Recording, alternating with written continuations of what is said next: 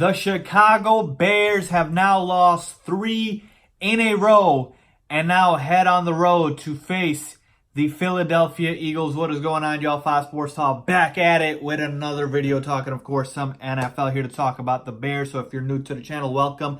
Make sure to go ahead and subscribe by hitting the big red subscribe button down below and turning on my post notifications by clicking the bell icon down below. And as always, make sure to follow me on my social media, guys. Links down below and on the screen for my Twitter and my Instagram.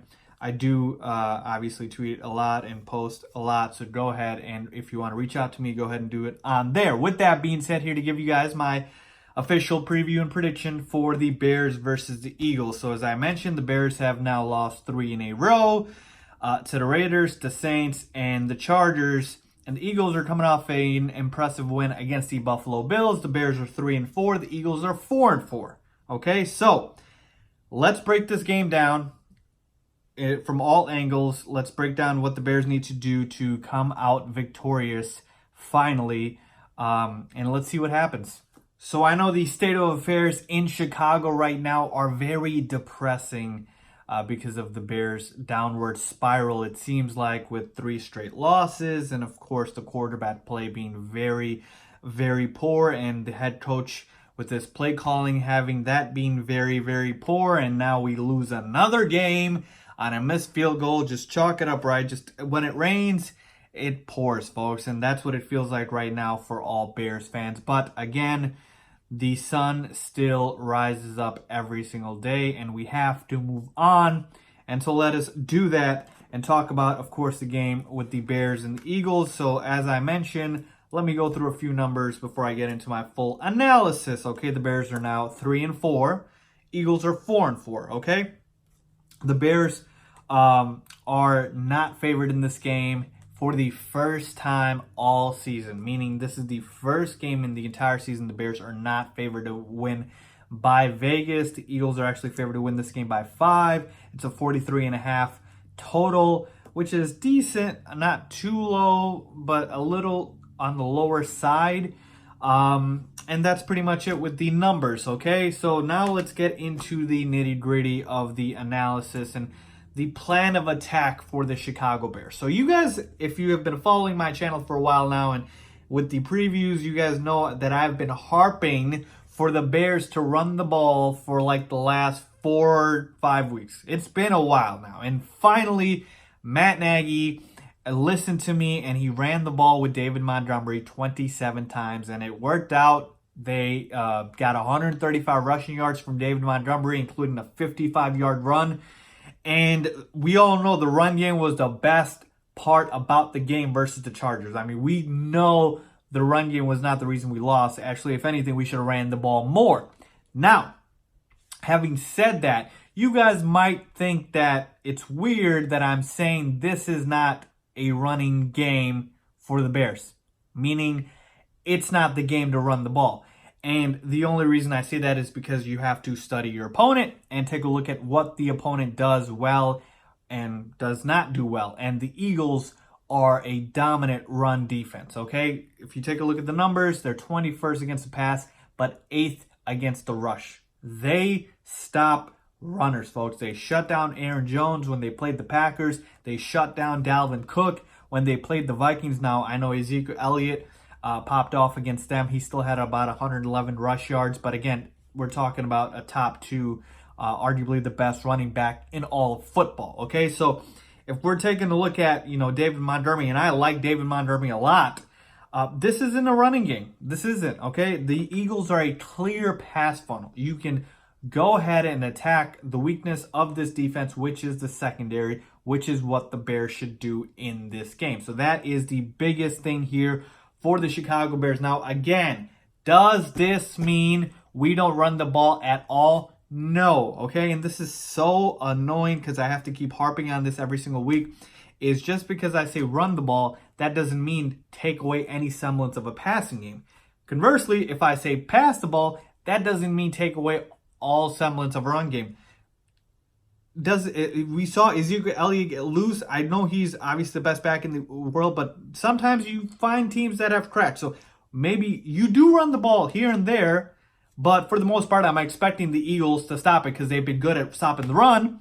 And then if that fails, then you go to the pass. But for the most part, this is a pass funnel. You attack the Eagles via the pass. Now, that is very scary to hear because, of course, the weakness for this Bears team has been the passing attack with Matt Nagy's atrocious play calling and Mitch Trubisky's shoddy quarterback play, okay? And you combine that and you're like, Fives, you want the Bears to attack via the pass? I do. I really do, folks. And here's the thing. I'm thinking in this game for the Bears with Mitch and Matt Nagy, they need to just go back to the basics, okay?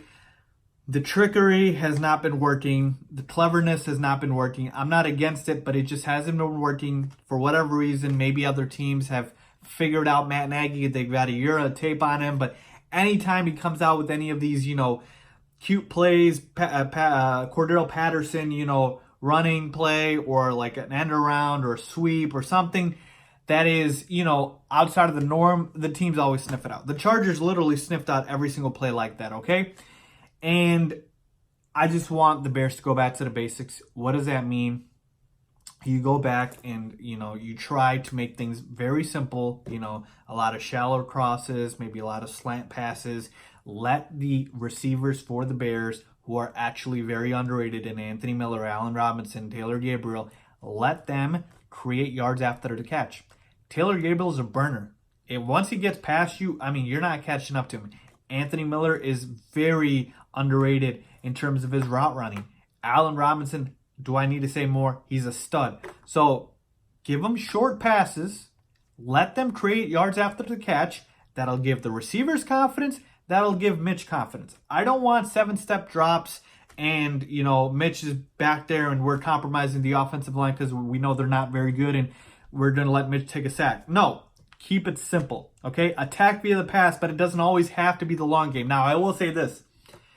Once in a while, just once in a while, it'd be nice if just, you started a drive by just taking a deep shot. Just do it, just to test it out. I know Mitch has been overthrown and sailing receivers, but just try it. Just try it, see what happens. If it doesn't work, and most probably it won't, but again, you can go back to the short passing game. So to me, it's a clear formula here. The short passing game with Mitch and letting the guys, the receivers, create yards after the catch.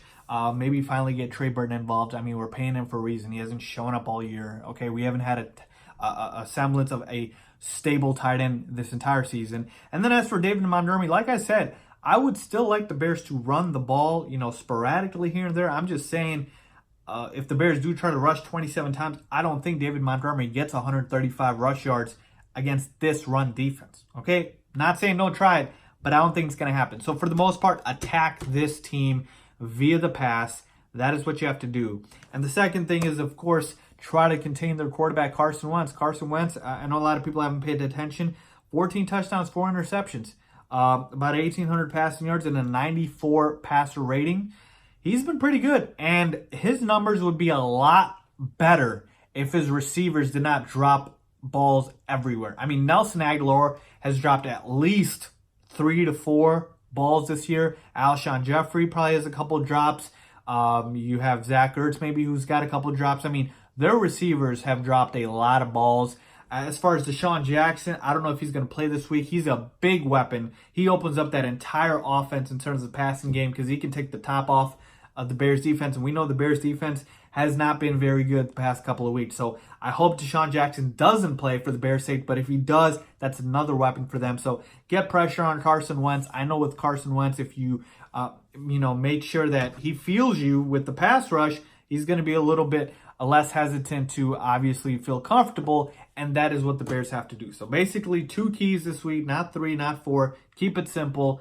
2 keys, attack via the pass, contain Carson Wentz, okay? How do you attack via the pass? Short passing game, yards after the catch, maybe a couple screen passes to the running backs here and there. Again, short passes, and then contain Carson Wentz, get pressure on him, let him feel you, and go from there. So there you have, folks, with my keys to the Bears versus the Eagles game. Now, real quickly talking about the Eagles, they're 4-4, and that's exactly, how they've been playing a 500 team. They've beaten a team like the Packers and handed them their only loss, but then they've lost to teams like the Falcons. So This is a very winnable game for the Chicago Bears, but then again, so was the Chargers game, and they only managed to put up 16 points. So, like I mentioned before, with this Chicago Bears team, they lost at home. Now they're going on the road against an Eagles team that has a better offense. I wouldn't say a better running game in terms of talent, but definitely more consistent as they've been running the ball more than the Bears have with Jordan Howard and Miles Sanders. And again, funny enough, facing a bunch of former Bears here with Alshon Jeffrey and Jordan Howard. But yeah, just a better offense, a better coaching staff on the road.